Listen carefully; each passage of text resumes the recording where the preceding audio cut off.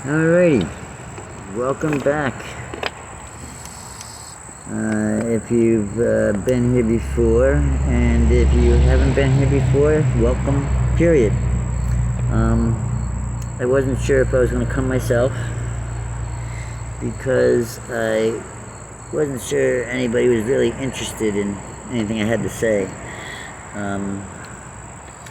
Granted, I haven't said much that's been interesting yet, so I haven't really given myself a chance, but I have been thinking about not going forward, but I also thought to myself, if I didn't go forward, then I wouldn't get the answers I'm looking for either. So I had to sort of get past myself a little bit and get some guts and do it anyway. So here I am, and if you've been paying attention to anything that I've put on my social media, then you know that I am here to basically start from the beginning, and based on the little short I put out a couple days ago, the sort of who, what, when, where, and why, and all those other things of how things became to be as they are. But in the early 90s, I was working as a advanced level EMT, intermediate level, I guess they called it. You can see here I still have my badge and ID and everything, and if I didn't move around so much in the last 20 years, I would have a uniform somewhere still, but I have no idea where any of that stuff is anymore, but I still have these things. But yes, it was a job I loved, and I was also working towards becoming a stat flight medic. And what that is basically it's a medic that works on a helicopter. Stat Flight was a group out of Westchester Medical Center, and they had about a 10-year waiting list to get on, but in the meantime I figured I could hone my skills on the street and eventually get in. I was the perfect height and weight, so who knew? Eventually they'd cycle around to me. But unfortunately, I went to work one day, and I was getting ready to do a transport out of the dialysis unit at the Kingston Hospital, and it was just a simple transport. We were taking a patient that had finished up with their dialysis back home. Wasn't a big deal, but after we got the patient on the stretcher for moving, it basically starts out at knee height, so they can just sit down, and then once they're laying down, my partner and I can go from the head and foot of the stretcher, lift it up, and you lift it to about waist height, and you proceed to move down the hallway in that manner. And just at the moment that we lifted, everything just fell out from underneath me, including my own legs. And I had just fallen to the floor with paralysis from just above the waist down. And I guess I couldn't be at a better place to have it happen. I was already at the hospital, so all they had to do was find an empty stretcher for me, scoop me up onto it, and rush me right over to the emergency room, where I was ultimately diagnosed with what they call spondylolisthesis. And immediately my boss was like, "Oh, you didn't get that from working for us." I guess normally it tends to be a genetic or a congenital disorder. People can get it, usually stemming from some sort of trauma. Since I couldn't think of any trauma, or at least nothing that weak that would have caused something like that, it was congenital, they believe. And I just attribute it to the fact that working on the rig with the equipment and, everybody living on the third floor and weighing above average weight caused me to just progress a lot quicker than normally, I guess one would. It said that one wouldn't normally have such a thing until they were in their 60s and 70s. But again, I attribute it to what I was doing. I would go home with backaches periodically, but you lift and lug on equipment and people all day long, you're bound to have a backache here and there. So ultimately, it came down to the spondylolisthesis. And there are several different spinal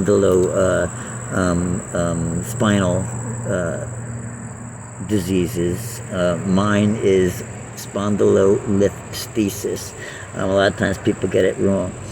And the simple variations could be significant when it comes to a diagnosis.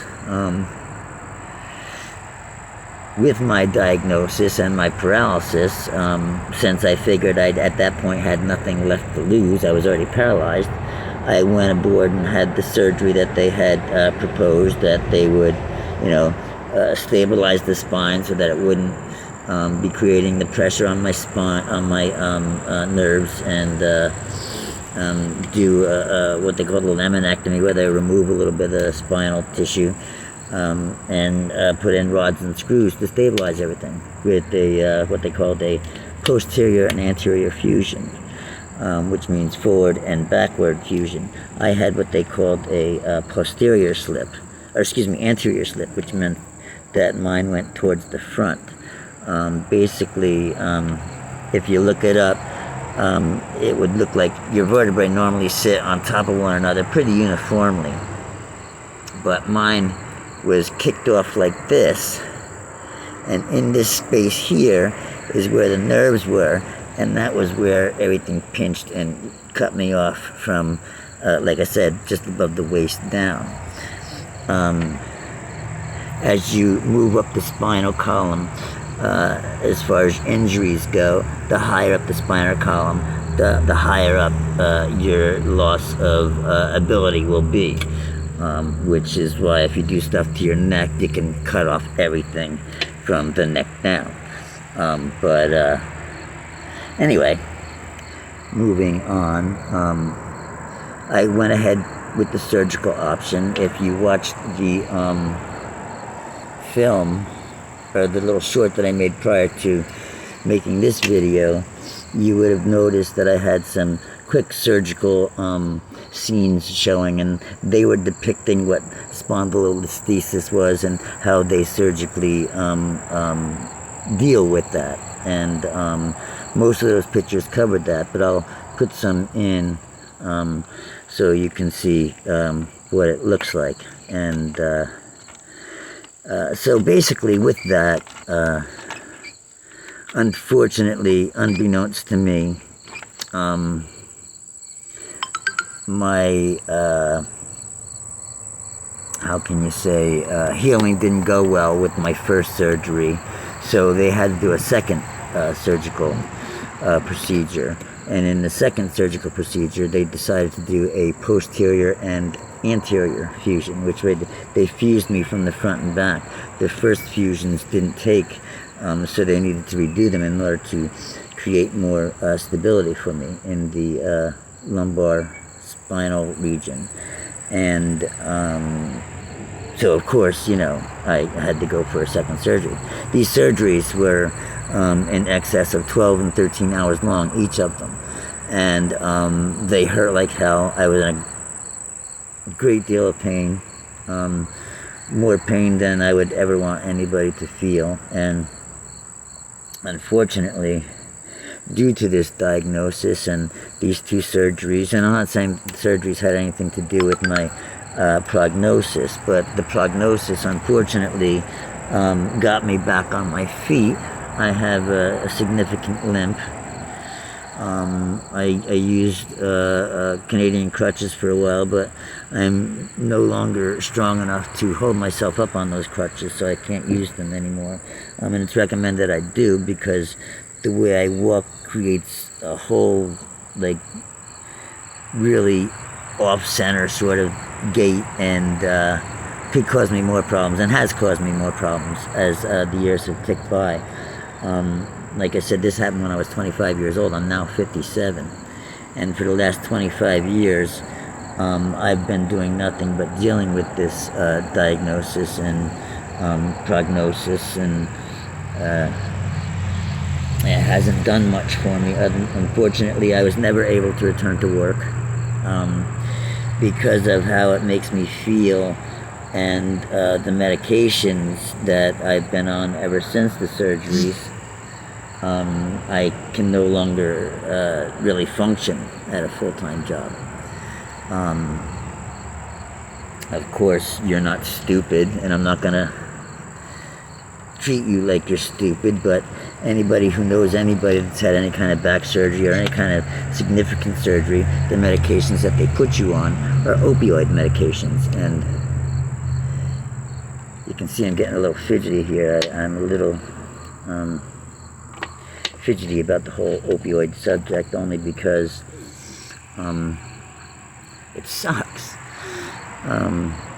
And that is where I kind of talk about where I don't have the same sort of happy ending that somebody else who hurt themselves and took opioids and overcame the opioid addiction and their problems that caused them to have the opioids in the first place, and now their lives are basically as hunky-dory as anyone else has the ability to let their lives be so. But in my case, because I still have to deal with the pain, I still have to take the medications. And despite the fact that I hate the medications with a passion, I actually even went to a doctor to try and get off the medications, and we're talking about like oxycodone or OxyContin and or oxycodone, excuse me, at this point. And it started off with OxyContin, but it's oxycodone and fentanyl patches.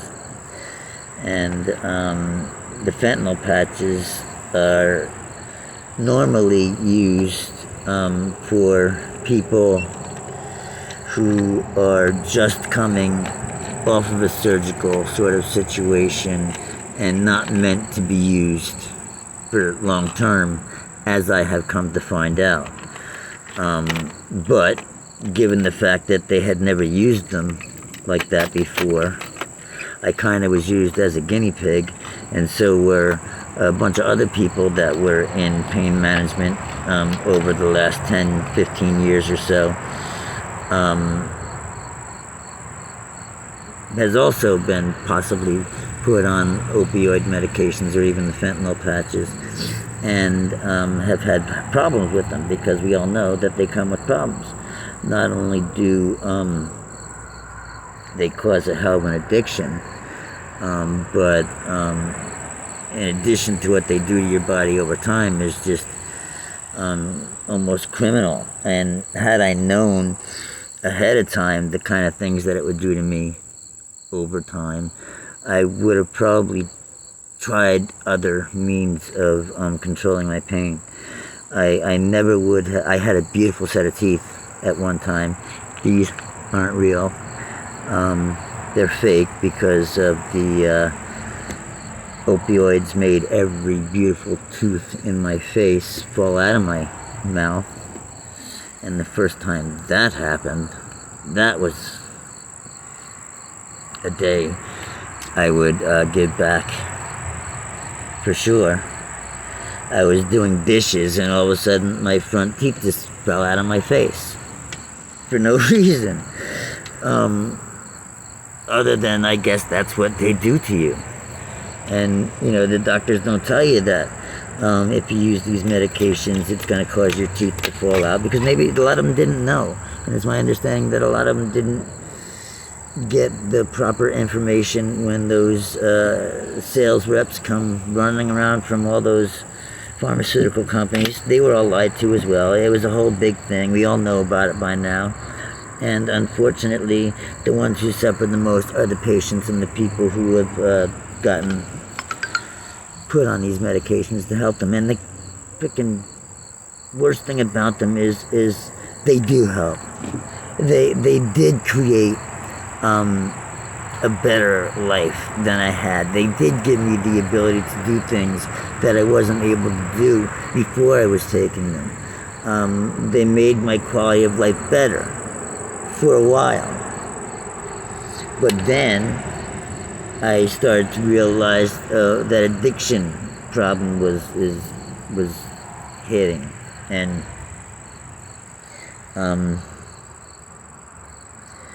no one's going to believe this, but when I realized that that was becoming the problem that it was, already I had been on the oxycodone and gabapentin and the fentanyl patches for 10, I don't know, years or so before I found this out. But I lost my train of thought. Unfortunately, that happens sometimes. I forget an awful bunch also, and that is also a side effect to all these medications. So if I repeat myself from time to time, it's because I probably forgot that I had already said it. That's weird. It's weird. I forget things that I immediately say. Like, I can remember something like from maybe last week, but I can't remember something from 5 minutes ago, or even something within the same sentence that I may have been speaking in. It's really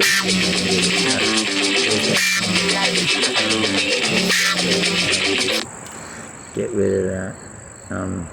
Sorry about that. But anyway, my problem for the last 25 years has been because of this back disorder and these medications and everything that it's done to me. And it's like I said, I don't have that happy ending of being able to stop taking them, because if I stop taking them, then what do I do about my pain? There's nothing else that will take care of the pain. I don't want to end up in bed 24/7. I know people that did that. As it is, I do things now that I know I'm not supposed to do. But if I sit down for too long, then I just can't get up at all. I get too stiff, and you know, you don't use it, you lose it, kind of thing. So I haven't allowed myself to be too sedentary.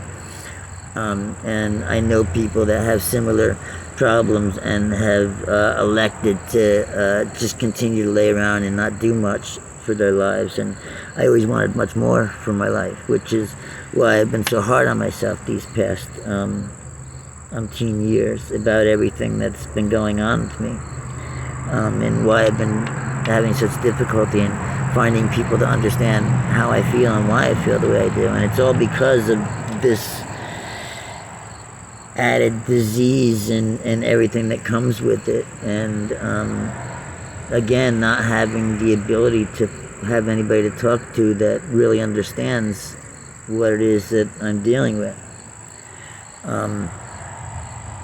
There became a time when I got tired of all the side effects that the medications were creating in me, and I was done. I was tired of feeling like crap all the freaking. And this is why I couldn't work, because you know, one day I would feel okay, and the next day I would feel like complete shit. And it goes like this every other day, every other day. It's a good day, bad day, good day, bad day schedule that I work on, and they've come to be known as stupidly and simply my good day and my bad day. And my bad day would be the second day, or the day that I have to change my patches and put on a new patch, as the medicine is running down in my system and waiting for the new medicine to start, you know, building up in my system. There's a point in time there when I feel especially like crap. I'll try not to say so much vulgarities. But yes, feeling like crap. And again, had I known that I would feel these ways initially when they first put me on these medicines, I would have said, no way. What person in their right mind would say, yes, give me medication that's going to make all my teeth fall out of my face, it's going to make me feel really awful if I don't get it, and is only going to help me for a short time, because before it becomes a big problem in my life. And it has become a big problem in my life, and whose life wouldn't it become a big problem in? Yes, it allows me to get up and do something every other day, but it's that off day. It's that off day that means so much. I'm sorry if I'm outside. It's getting really loud. There's traffic going by. It's 6 o'clock here in the Northeast Territory. People are coming home from work on a Friday evening. But anyway, I'll try not to make this video much longer. But I'm just trying to make you understand it a little bit, because I'm going to go off on tangents here and there, and it'll all be based on how I feel, whether or not I tape on a good day or a bad day. And on the bad days, sometimes I feel really, really sick, and I don't feel much like getting out of bed on my bad days, and I very much regret the choices that I made in my own health care, and wished I had knowledgeable healthcare people in the beginning that could steer me in the right direction.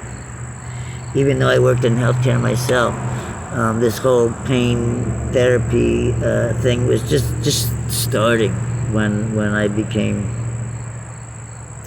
injured. And not to say that people didn't have pain before that, but they just give people pain medicine for as long as they needed it, and just did that. But the pain medicines weren't as strong or as addicting as they are these days.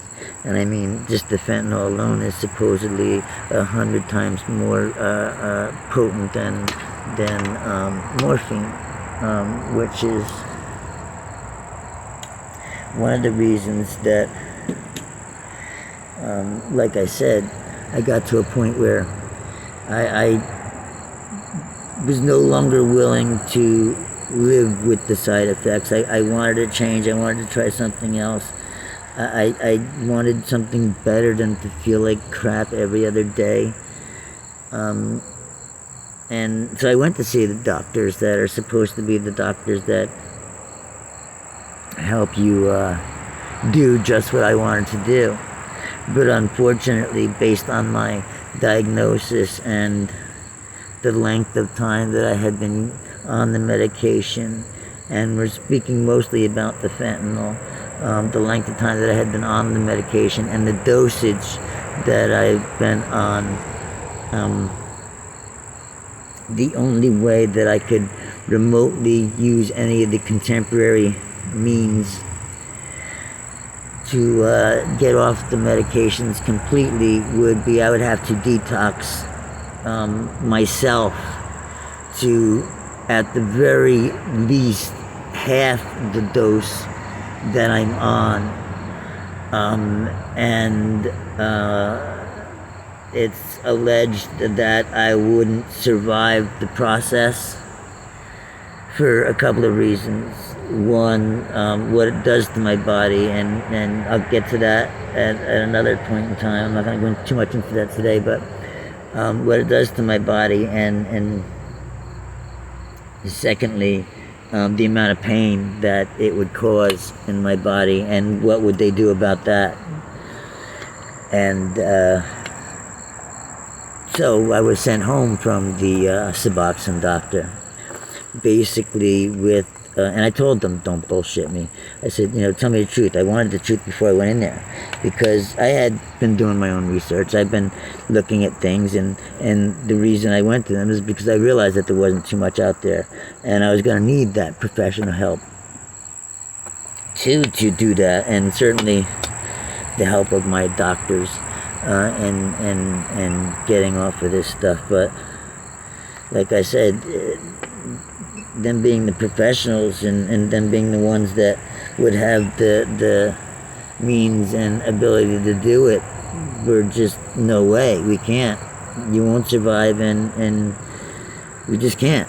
So they basically one of the questions I had asked is, are there any old people that sort of live the way I do on the fentanyl and stuff like that? And he honestly told me no. And the reason there are no statistics on whether or not there are any old people living on it is because most people don't live to get old that end up in this situation. So with that information and a Narcan nasal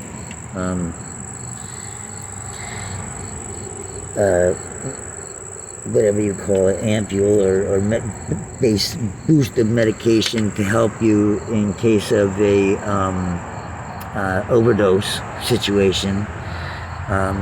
Certainly any of you who are out there and know anything about these sort of things have also known about Narcan and what it can do for you. So yeah, sent me home with the Narcan kit, that information, and told me good luck. And basically it's been that since then. And since that appointment, a number of things have happened that have caused me to start feeling really bad about certain things and wondering whether or not it was all worth just doing it all anymore, period. And everyone knows what that means and what I'm referring to.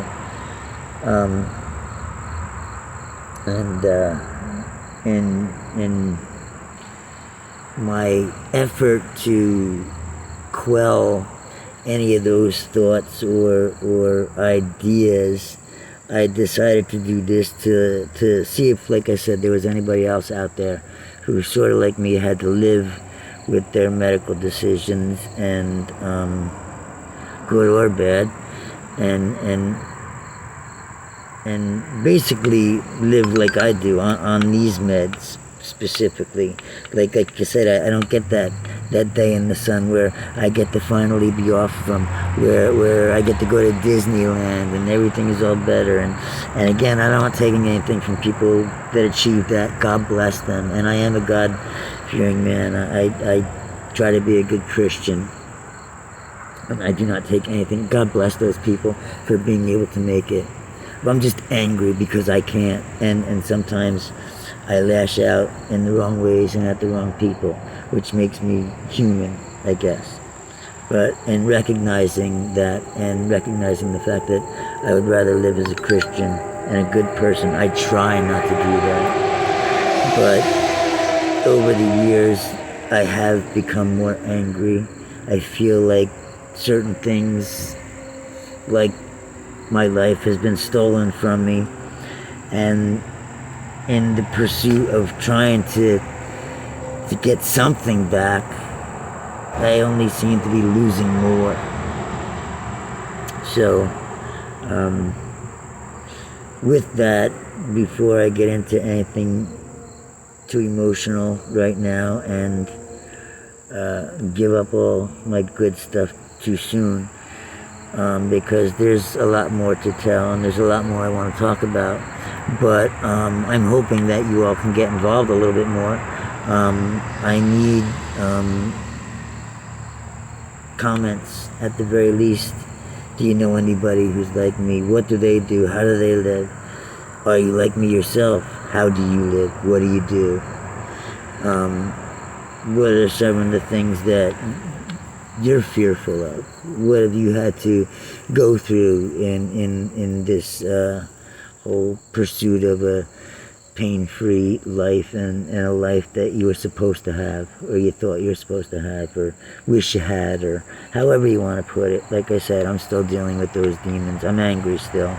I'm trying to not be angry, and I'm hoping with these videos that some way I'll find a way not to be angry. But I need you to talk to me. I need you to leave comments. Let me know that what you think I'm doing is a good thing. I don't know if it's a good thing. I don't know if I'm opening doors or windows into my life that maybe I don't want people to know about, or or people are just not going to be so kind to me about. And I hope that that's not the case, because I've said it before, I can be pretty mean to myself. I don't need people's help to do that. So if anyone does have those intentions, I would just prefer you keep it to yourself, please. And those of you that want to talk, leave a comment. I'll try and, give you whatever information I can. I'll take whatever information you want to give me.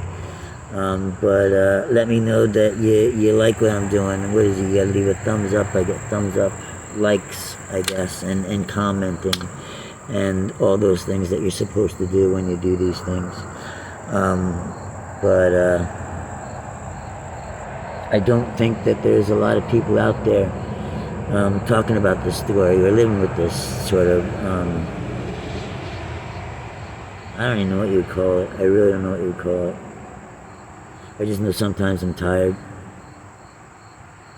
But, yeah, I'm going to leave it there for now. And if you want me to continue, let me know you want me to continue. I do feel like I shouldn't do this, so a little encouragement might help. But yeah, with that, I really don't know what else to say about anything, and for fear of going off and talking about something where we have to learn the weave to understand, I'll leave that alone. But yeah, come back to me, and I don't know, we'll see what happens, but hopefully I'll hear from you. Check out the other stuff. I did leave some things there, and like I said, I'll try to edit in some stuff to give you an idea of the surgery I've had, and the brace that I wore for a few years afterwards, and that sort of thing. But in the meantime, let me know what you want to hear about, and I guess I'll talk to you soon. Thanks for listening. Thanks a lot.